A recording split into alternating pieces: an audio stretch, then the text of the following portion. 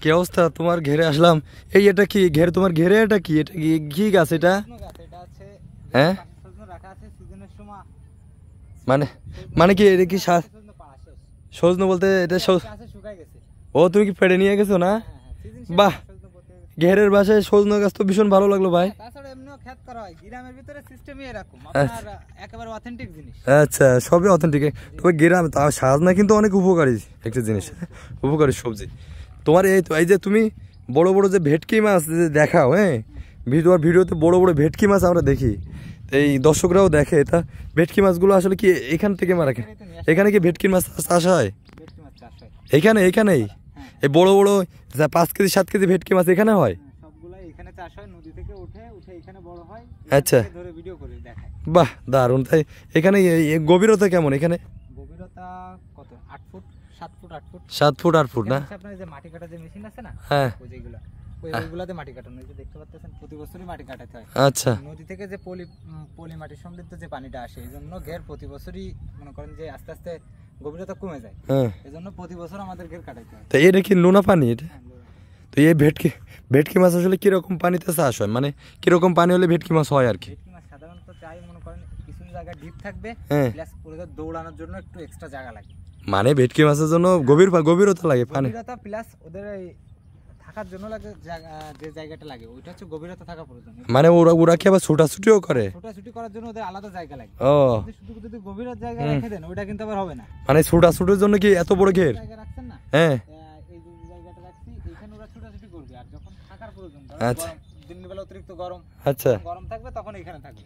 তাই বুঝতে পারছি, মানে ওদের আরো ছোটাছুটি করা লাগে, করার জন্য জায়গা লাগে। তার মানে উপরের পানিটা ওরা ছোটাছুটি করে যখন প্রয়োজন পড়ে। আর বেশি পানি থাকলে তো পানি ঠান্ডাও থাকে, পানি ঠান্ডা থাকে, তলের পানি ঠান্ডা, রোদের সময় ওরা কম পানি থেকে। তার মানে অল্প পানিতে ভেটকি মাছ চাষ হয় না? হবে না, আবার শুধু বেশি পানি রাখলেও হবে না। আচ্ছা, মধ্যম ছোটাছুটি করার জন্য। আচ্ছা, আর বেশি পানি রাখতে হবে ওদের থাকার জন্য। আচ্ছা, বুঝলাম। এই যে এই জায়গাটুকু এই যে ঈদে কাটায় রাখছি গাড়ি দিয়ে, এখানে ওরা থাকবে, আর যখন দৌড়াদৌড়ি করার প্রয়োজন তখন সামনে দৌড়াদৌড়ি করবে। আচ্ছা, তো খুবই ভালো লাগলো। এদিকে ওটা কি বাসা দেখা যাচ্ছে নাকি? আরেকটা ঘেরের বাসা, আমার বাসায় এবছর তৈরি করবো এখানে।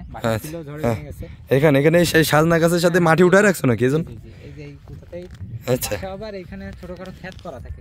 আচ্ছা, এই মাটি বিভিন্ন সবজি লাগানো থাকে ওইগুলা। বাহ দারুন, মানে এই সাথে ঘেরও আছে, সাথে সবজি চাষও আছে, আবার সাথে মাছও, ধানও আছে না? ধান করা ছিল, বাহ, সামনেও ধান করা ছিল। আবার ধানের চাষও হয়। এই কোম্পানি যেখানে ওইখানে মনে করেন যে আপনার ধান চাষ করা, মানে একের মধ্যে 3 আর কি, মানে ধান মাছ সবজি। খুব ভালো, খুব ভালো। দর্শকরা দেখে তোমার ভিডিওগুলো দেখে কিন্তু খুব মজা পায়, বুঝছো? তোমার ভিডিওগুলো আসলে ভালো হয়। মাছ থাকলো, ভেটকি মাছ খাওয়ার দাওয়াত সবার, তাহলে দর্শক সবার দাওয়াত থাকলো, আর ভেটকি মাছ খাওয়ার। আর ভিডিওগুলি আসলে ভালো লাগে, কারণ মাছ তো আমাদের সবারই পছন্দ নাকি?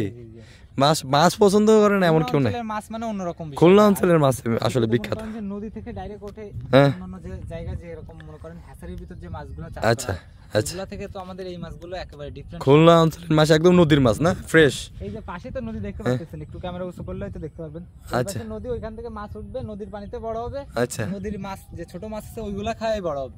আচ্ছা, আলাদা কোনো খাবার দিনা মাছ, মানে মাছের খাবার দেওয়া লাগে না, প্রাকৃতিক।